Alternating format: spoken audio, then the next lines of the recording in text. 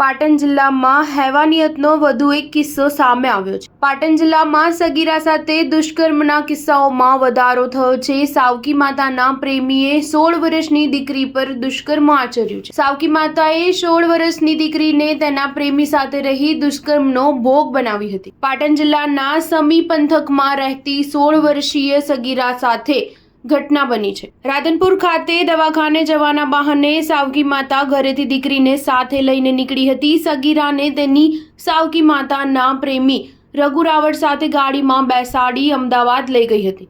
અલગ અલગ જગ્યાએ તેના પ્રેમી સાથે રહી તેની મરજી વિરુદ્ધ અવારનવાર દુષ્કર્મ આચર્યું હતું। સગીરાના પિતાએ સમી પોલીસ મથકે પત્ની સામે અને તે શખ્સ સામે ફરિયાદ નોંધાવી હતી। પોલીસે ગણતરીના કલાકોમાં સાવકી માતાને જેલ પાછળ ધકેલી દીધી હતી। આ ગુનાના મુખ્ય આરોપી રાવળ રઘુ લક્ષ્મણભાઈને પકડવા તજવીજ હાથ ધરી છે। Star news 7 Patan.